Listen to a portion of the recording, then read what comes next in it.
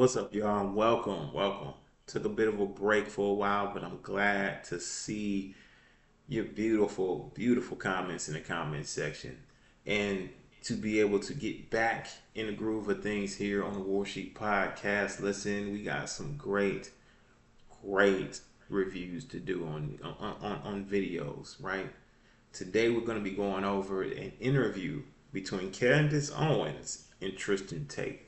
Yeah, that's right. The infamous Tristan Tate, one of the guys who have been banned for the majority across all social media platforms and have been unlawfully detained and arrested and held for around the same amount of time that I was as well.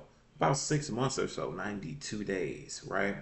So we're going to listen to his perspective on things, and we're just going to offer up a bit of commentary and what my thoughts are on Tristan Tate, on this interview, everything. So y'all rock with me real quick. Let's jump into this thing.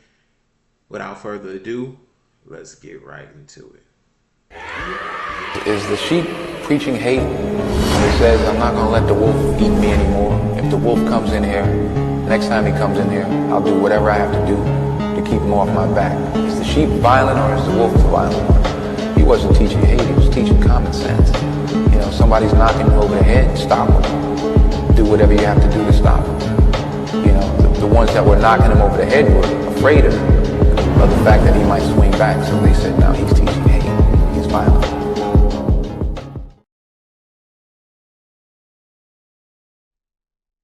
Now I know it's truly no secret that Andrew and Tristan Tate are some of the most influential individuals of our time, of our era.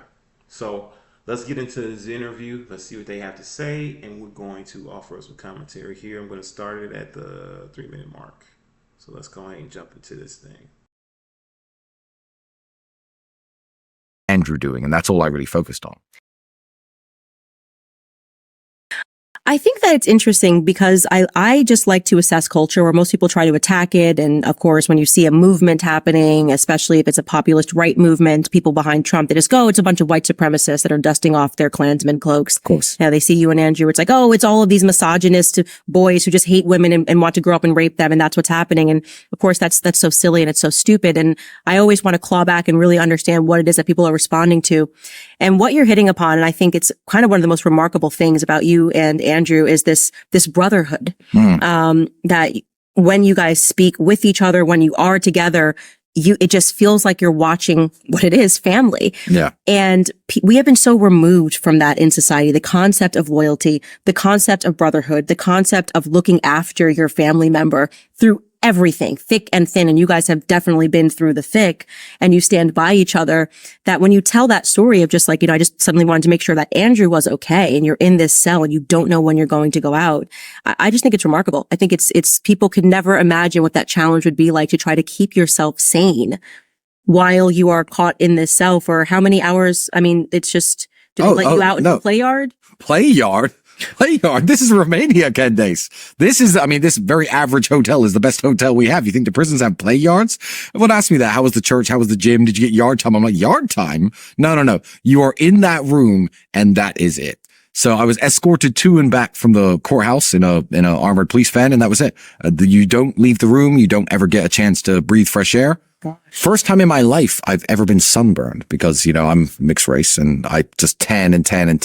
But the horrible food and the 92 days in jail when I first got out, it was springtime. That was the first time in my life I'd ever been sunburned because I hadn't had the sun shine on my face or my skin for all that time. No, you are just in that room. There's no window. There is a window. I still remember the view. I could probably paint a picture from memory of the exact view. I'm facing a very ugly communist era, apartment block. And there's a tiny corner of a park. I drive past it sometimes to make myself feel better. I literally drive past my jail just to make myself smile. All right, guys, it's summertime. That tends to be the time that a lot of people let go of their routines. But one routine that you should never let go of is your prayer routine, especially now with everything that's going on in the world, which is a perfect opportunity to remind you about that I will be continuing for the entire family to connect more with series on the Gospel of John with biblical scholar Jeff Cave, which is a family favorite. Just incredible.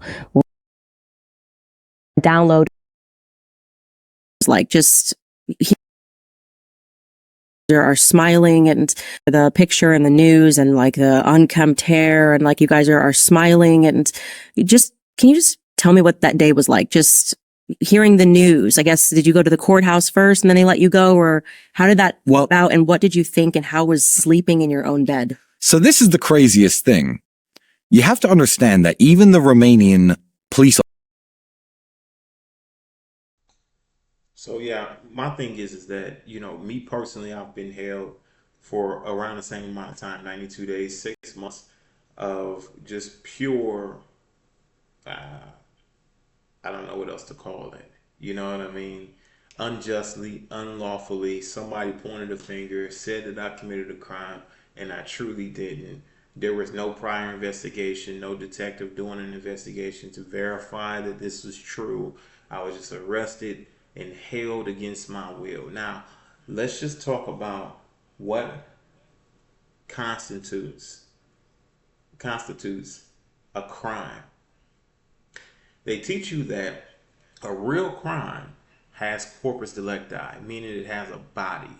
It has a flesh and blood man or woman who you have violated either physically or with property, meaning you've stolen their property or damaged their property, something along those lines. Okay, so that's something that we really need to take account of, is that that's the only thing that really constitutes a crime. So if you don't have a victim on your case, you can definitely say that this is not a crime.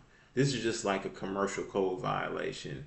This is just like a breach of whatever penal code, but it's not an actual crime. A lot of these so-called crimes that they're using to persecute the majority of people, let's not forget that this is a business. This is a corporation. Jail, prisons, this is all a multi-billion-dollar corporation. They're using secondary charges to levy against human beings, flesh and blood people, to earn income, earn money. They earn at least $100-something, $200 a day that you're in jail, prisons, wherever it may be. They those jails and prisons earn income, and the people who own those jail and those prisons, they earn income, right? They all earn money. This is a financial situation, right? Everything is taxable. So let's keep that in mind. That this is a multi-billion-dollar corporation here in the U.S. That's why so many people in or out. But these are secondary charges, meaning they need a catalyst. They need a body. They need an actual crime in order to apply it. So let's say something like a carrying concealed weapon charge, right? Which you can't carry a concealed weapon, like, it's your firearm. You're lawfully carrying your firearm based on your Second Amendment rights.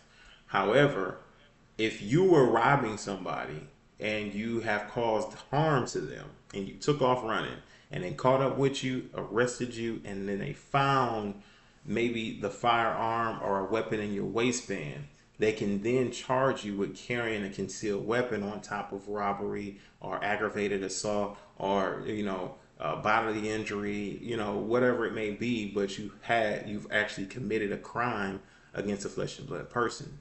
They cannot take that CCW and say carrying concealed weapon alone and say that you have violated whatever law and you have committed a crime, because you've never committed a crime. Even when you read the definition of what that code is for CCW, it says for the place that the crime took place. It never depicted its own self as a crime. So there's a huge difference between the and this, right? It never depicted its own self as being a crime. It spoke about something else that took place in the area that was considered to be a crime. Wherever it took place, you can apply a CCW charge. So in Tristan and Andrew Tate's, they tried to fictitiously make up a few different people that they said or made claims that there was sexual assault, which has never been proven till this day, right? And you already know that these are attacks that come from the Matrix, that come from the powers that be, the people that control and operate, right? The court system, whatever you want to be, whatever you want to, they just need you so they can be able to make money. It's a multi-billion-dollar company and corporation, right? And then for guys like Tristan and Andrew who are speaking the way that they are to men to stand up and be actual men, these are threats to their society and what they would like to build and the agenda they would like to push. Same thing with Donald Trump. You've just seen they tried to assassinate him, right? So shout out to the men who's doing the actual work, right? Who's going up against the system. So let's get back into this video real quick. And the Romanian prison guards knew that I was unjustly imprisoned. A lot of them, and I can't say their names because they get in trouble, but a lot of them, the high-level people in the prison would say to me, look, guys, I'm sorry you're here. This is just the way it is, you know. And when I got the news that I was free, so you'd go to court and you'd wait for the phone call. Now Andrew was always hopeful of going home. Andrew, every single time that we were waiting for this phone call, which was 6 or 7 times over the period, Andrew would be like, oh, maybe we'll go home. What we can do, we can go home. I was just like, nope, it's a matrix attack. Then keep us in jail forever. We're going to be here years. I just went to sleep. I ignored the news. So when the news came through, my lawyer told us we were going home. I literally banged on the prison door and I said, I shouted in Romanian, I'm going home. The words are mergem acasă in Romanian. And everybody, the guards, the prisoners, everybody erupted in this massive cheer. Because everybody knew I shouldn't have been there in the first place. Everybody erupted in this massive, applause. And it was, it was a very, very good feeling. And sleeping in my own bed, it's one of those times. You're not a party animal like me. You've probably never been so drunk that you wake up and you don't know where you are. But I've been there. And it was one of those times where literally I woke up probably 5-10 times during the night and I didn't know where I was. It took a while to kind of adjust. I still had my prison beard, you know, and you feel the cockroaches, the insects, everything that used to wake you up, the mosquitoes, everything that used to wake you up in jail. You feel it in your dreams or in your subconscious. And you're like, I'd shoot awake every single time. But, yeah, it was very strange. I didn't know where I was. It took me 3 or 4 days of sleeping in my own bed until I, realized I was actually free to walk around my house and see my friends and talk to people. It was an experience like none other. You couldn't replicate it. No matter how much money you had, no matter who you hired, you couldn't possibly replicate that feeling. I have a theory, which came from my buddy Dave Smith, that, part of the reason that you and your brother are being so attacked is because you represent a real threat to what you guys term the Matrix. Yes. They managed to enslave the majority of human civilization via either banking. People have bank debts, debts that are usually accrued because of education. They've enslaved their minds via the education system.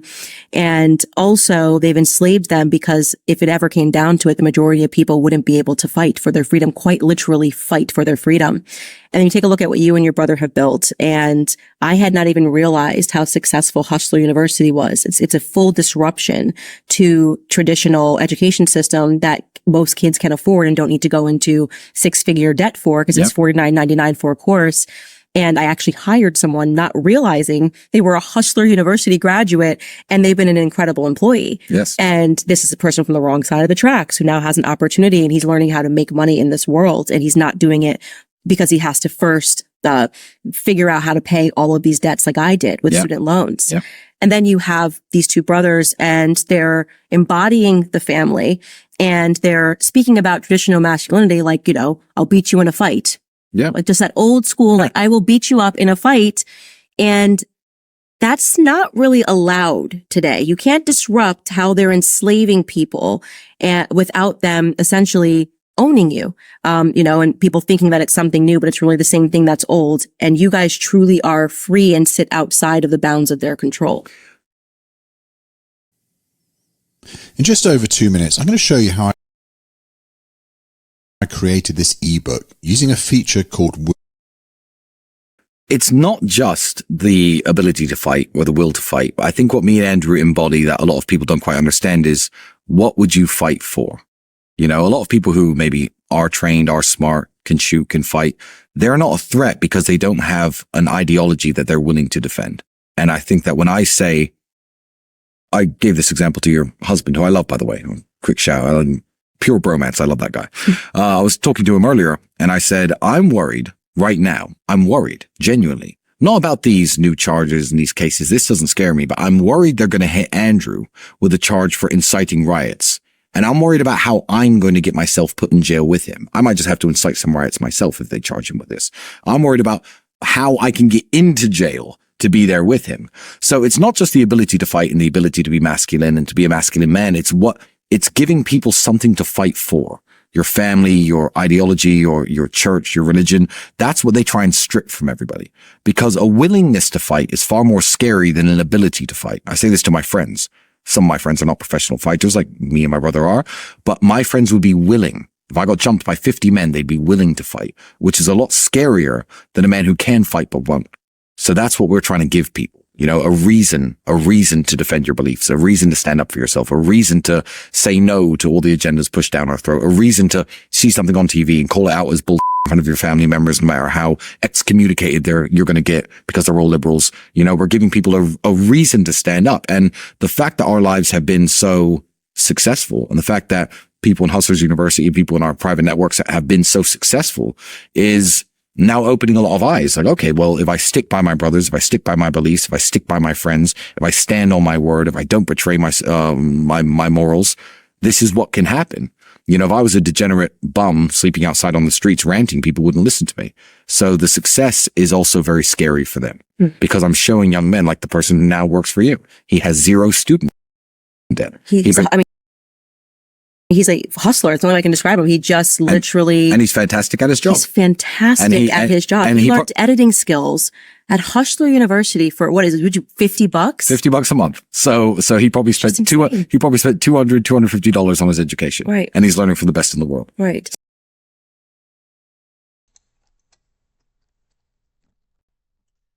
I think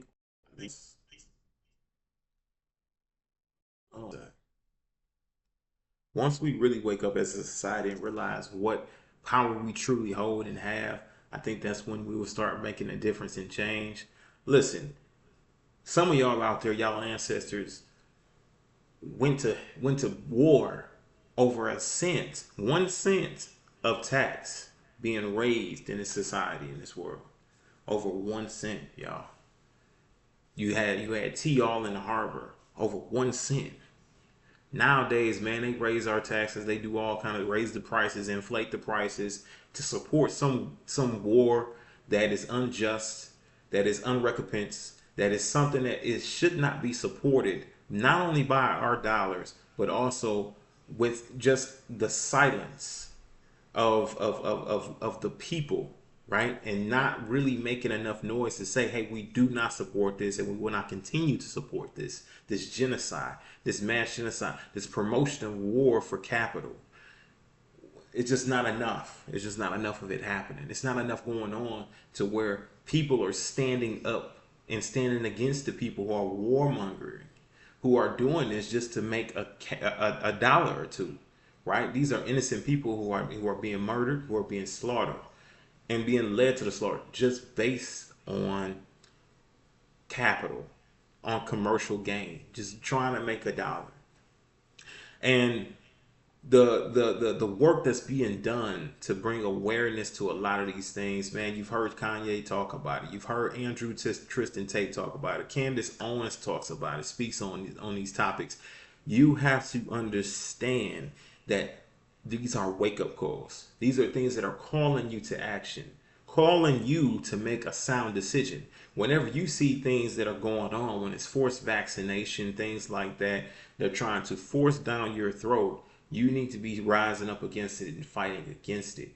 Because all too often it comes back to where those things are very harmful to your life, to your well-being. As we've seen from the COVID vaccine, a lot of healthy people have had a lot of complications with their health after taking those so-called booster shots, right? So when we recognize and realize that these things are systematically designed to not only oppress you, to bring you down, but also so they can be able to have control over who you are and what you believe in. They want to have control over your mind, not only over your mind, but also over your children's mind. And this is obvious because our school systems, they decide to choose to teach and to promote the lies and push the agenda. I know that Candace Owens on here talks about Hitler and also the restraints that people have put on speaking about World War II and the facts in World War II and Hitler. And I believe she's going to be speaking about it with Tristan Tate here in this particular interview, as to where there's a woman who actually lived during World War II who had discrepancies with the facts of what happened during World War II. And that woman is currently in prison. I'm not too sure what her name is. Forgive me, because I forgot her name, but you guys can look her up. Y'all should check out this interview, the full interview in its entirety. It's a lot of great information, man. Tristan Tate brought out a lot of gems that he really fed to the people. And I just want to say that the most important thing is that we really wake up and we start to realize what is being done systematically, right? And as they're saying, we're promoting you guys to think, to use your autonomy, to go against what the societal norms are, and to question everything that you see and hear, right? So that you can make a sound decision for yourself on how to best go and lead your family, lead yourself, lead whatever you need to lead, into a place where you're not destructive. This is all spiritual in nature. And we got to know it's all spiritual in nature. What are you most afraid of when it comes to dealing with these people? The most thing that they promote and make you fearful of is jail. That's what they hang over your head. You'll go to jail. You'll go to prison. This is the things that they do. Not only that, your life, just based on them having firearms and weapons on them that can literally take your life.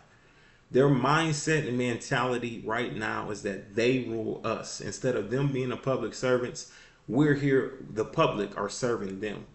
And that's their mindset. That's their mentality. And then this is the once more and more people start to kind of come together and really learn the way that they are supposed to operate in this particular system and how to file paperwork, how to file lawsuits, they're going to continue to run rampant. They're going to continue to take advantage. They're going to continue to do the things that they've been doing so far. Especially to my personal community, the melanated people, the melanated community of Black people, learning how to file documentation. Man, who gives a damn about you talking about some free my nigga this and free my nigga that? Like, who cares about all that? Why don't you learn? Why don't you sit down and read? Why don't you study how to truly free your nigga? How to truly free your homeboy? How to truly free them and get them out of the situation that they're in, where there is no victim. There is no corpus delicti. There is no victim. There's no body. There's no real crime that was committed. But yet they're looking at 5 to 6 to 7 years to 14 years. In my case, I had to fight through that. I had to fight through them holding a threat of 14 years of my life being stolen from me for crimes uncommitted, for things that I've never done. You know what I'm saying? I had to sit down and read. I had to sit down and study. I had to sit down and trust in the Most High, trust in the Father that He'll bring me through it. I had to have so much trust and faith in Him. And then, like He said, men, you got to have something you stand for. What do you stand on? What are you about? What are you really trying to influence? What are you trying to push? What are you trying to defend when it comes down to it? You gotta have something you're gonna stand on, whether it be your word, whether it be your principles.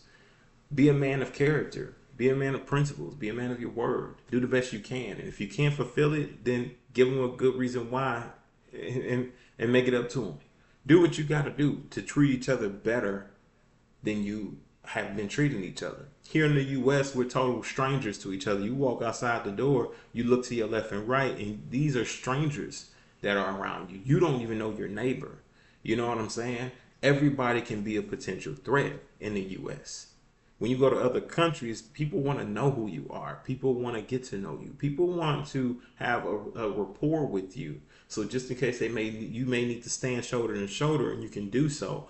But I believe it's systematically promoted for us to be divided for obvious reasons. It's easier to conquer a nation that's divided. Come on, y'all. It's easier to conquer a nation that is divided, y'all. So, like I said, y'all should go and check out this interview in its entirety. I'm not going to do the whole thing. This is about an hour long. I'm going to be reaching my time here right now.